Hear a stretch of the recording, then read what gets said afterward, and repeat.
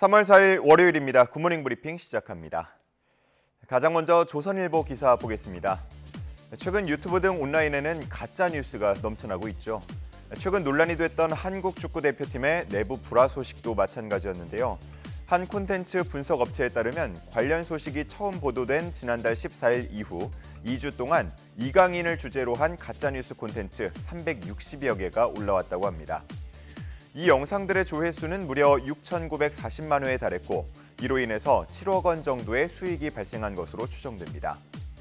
제작자들은 주로 자극적인 썸네일로 사람들의 호기심을 자극해 조회수를 올렸는데요. 대부분 사실 무근인 것들이 많았습니다. 이에 대해서 유튜브의 관리 책임을 지적하는 목소리도 커지고 있습니다.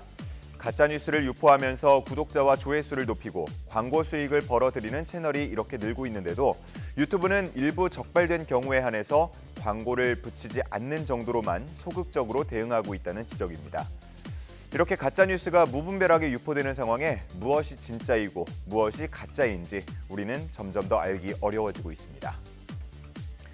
다음은 세계일보 기사입니다. 국내 택배 운송량은 2022년 기준 41억 개를 넘길 정도로 매년 크게 늘고 있습니다. 그러다 보니 택배 포장과 관련해서 폐기물도 상당히 늘고 있는데요. 이에 환경부는 오는 4월 30일부터 택배 과대 포장 규제를 시행할 계획입니다. 이제 2달도 채 남지 않은 건데요. 문제는 구체적인 포장 기준을 담은 가이드라인이 아직 나오지 않았다는 점입니다.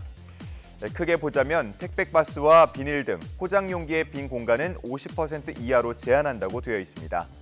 하지만 현실적으로 보자면 제품의 모양이나 길이, 부피가 모두 다 다르고 포장 형태도 다양하기 때문에 포장 공간의 비율을 따지는 건 쉽지 않습니다. 따라서 현장에서는 보다 세부적인 지침이 나와야 하고 이를 적용할 시간이 필요하다는 목소리가 나오고요. 나아가서 이대로라면 현장의 혼란만 가중될 거라는 우려도 나옵니다. 시행이 임박한 상황에 명확한 가이드라인이 발표되지 않자 앞서 시행 직전 무산이 됐던 종이빨대, 일회용 컵 규제대가 떠오른다는 지적도 나옵니다. 이에 대해서 환경부 측은 비용과 혼란을 최소화할 수단을 함께 강구하고 있다면서 예정대로 정책을 시행하겠다는 뜻을 밝힌 상태입니다. 다음은 국민일보 기사 보겠습니다. 횟집에 가서 주문을 할 때 메뉴판에는 보통 소, 중, 대 혹은 1, 2인, 3, 4인 같은 식으로 양을 표시하고 있습니다. 게다가 가격 역시도 시가로 쓰인 경우가 적지 않은데요. 이에 대해서 소비자들 사이에서는 양과 가격 중 하나라도 명확한 기준을 세워야 하는 거 아니냐라는 불만이 나오고 있습니다. 현행법상 정확한 회의 무게를 써놓지 않는다고 해서 문제가 되지는 않습니다. 불고기나 갈비 등 식육의 경우는 메뉴판에 100g당 가격을 표시하도록 되어 있지만 수산물이나 오리, 닭 등은 관련 규정이 없는 상황입니다. 기사에서는 수산물을 중량 기준으로 팔지 못할 이유가 없다고 말하고 있는데요. 그렇게 한다고 하더라도 특별히 신선도 관리가 어렵거나 시세 반영이 어려운 건 아니라고 지적하는 겁니다. 관련해서 식품의약품안전처의 경우에는 소비자들 목소리에 귀를 기울이겠다는 입장인데요. 규정이 생기면 처벌을 받는 가게들도 생기는 만큼 소비자들의 표면화된 요구가 있어야 의무 규정을 만들 당위성이 생긴다고 말하고 있습니다. 한편 오리고기의 경우에는 기준이 불분명해서 소비자들이 오리고기는 비싸다는 인식을 갖자 업계에서 자발적으로 중량 단위로 판매하려는 노력을 하고 있는데요. 기사에서는 횟집 역시도 자발적으로 식당 문화를 바꿔서 소비자들의 불만을 줄일 수 있다고 덧붙이고 있습니다. 마지막으로 경향신문 기사 보겠습니다. 우리의 잠을 방해하기도 하고 또 때로는 질병을 옮기기도 하는 모기에 대응할 수 있는 방법 뭐가 있을까요?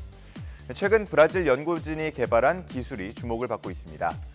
바로 드론에 불임 상태로 만든 수컷 모기를 담아서 공중에서 대량으로 흩뿌리는 방법입니다.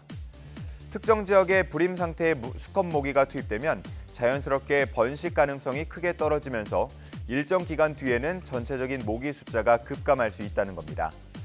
지금까지는 자동차를 이용해서 뿌리는 방식이 이용이 됐는데 차가 진입하지 못하는 산속이나 외딴 지역에는 적용이 어려웠다는 한계가 있었습니다. 하지만 새로운 방식을 이용해서 이러한 한계를 극복할 수 있게 된 겁니다. 연구진의 주된 목표물은 댕기열과 황열병 등을 옮기는 이집트 순모기라고 하는데요. 3, 4주 안에 특정 지역의 이집트 순모기의 개체수를 90% 줄일 수 있다고 전망하고 있습니다. 연구진은 드론 살포 방식은 비용도 저렴하고 조작도 어렵지 않아서 더 많은 모기 퇴치 현장에서 사용될 수 있다고 기대하고 있습니다. 3월 4일 아침 신문 살펴봤습니다. 지금까지 굿모닝 브리핑이었습니다.